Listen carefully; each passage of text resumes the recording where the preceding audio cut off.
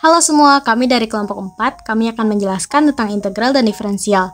Berikut adalah anggota kelompok kami.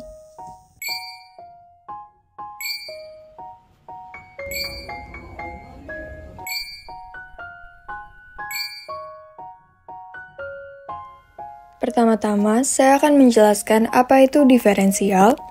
Turunan atau diferensial merupakan tingkat perubahan suatu fungsi yang disebabkan karena adanya perubahan variabel bebas dari fungsi tersebut.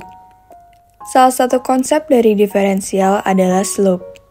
Rumus dari slope adalah delta y per delta x sama dengan y2 min y1 per x2 min x1.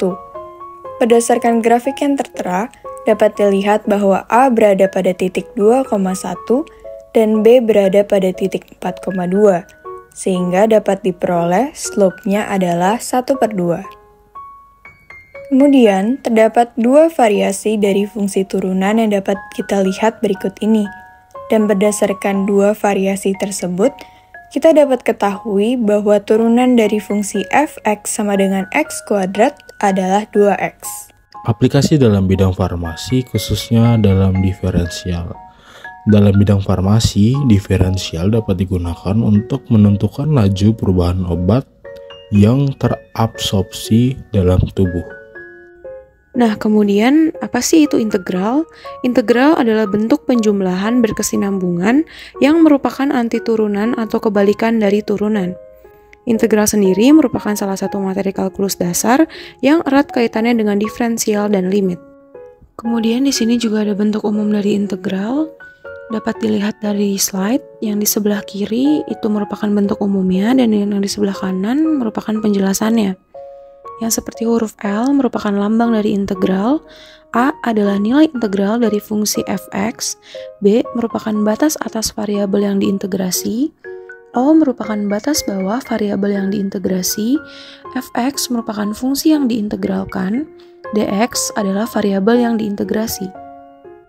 Di sini ada jenis integral tak tentu. Integral tak tentu adalah suatu fungsi baru yang turunannya sama seperti fungsi aslinya.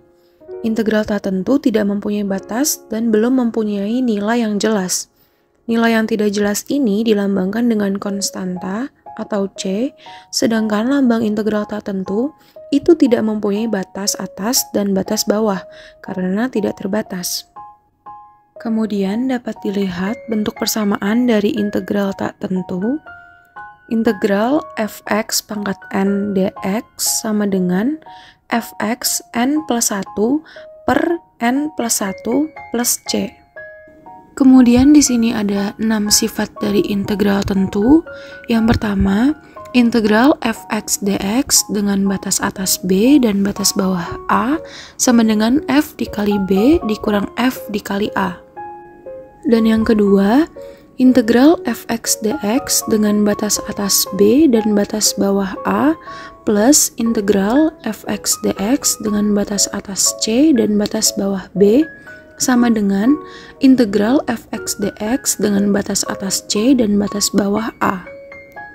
Sifat yang ketiga, integral k dikali f(x) dx dengan batas atas b dan batas bawah a sama dengan k dikali integral f(x) dx dengan batas atas b dan batas bawah a. Sifat yang keempat, integral f(x) plus minus gx dx dengan batas atas b dan batas bawah a sama dengan integral f(x) dx plus minus gx dx dengan batas atas b dan batas bawah a. Sifat yang kelima, integral f(x) dx dengan batas atas b dan batas bawah a sama dengan minus integral f(x) dx dengan batas atas a dan batas bawah b, sehingga f dikali b dikurang f dikali a sama dengan minus f dikali b dikurang f dikali a.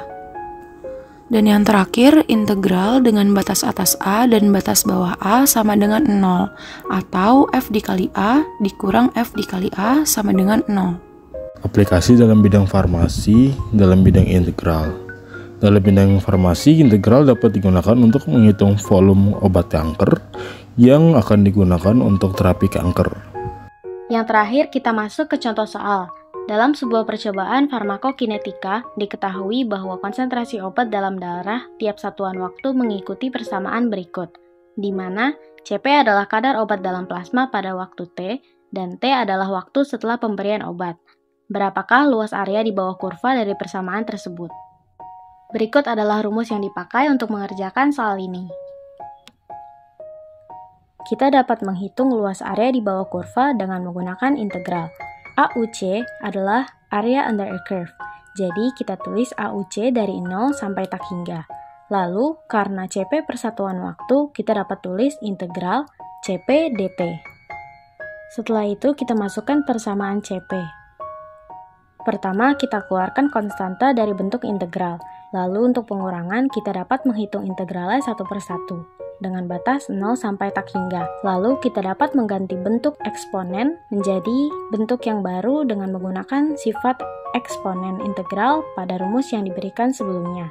Eksponen pangkat min 0,05 dikali tak hingga dapat kita abaikan.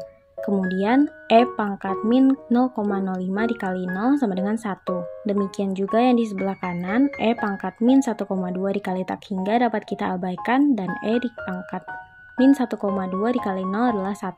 Setelah itu kita hitung dulu yang di dalam kurung. 1 per 0,05 dikurang 1 per 1,2. Lalu dikali 32. Sehingga kita mendapat hasil luas area di bawah kurva adalah 613,3. Sekian penjelasan dari kami, terima kasih.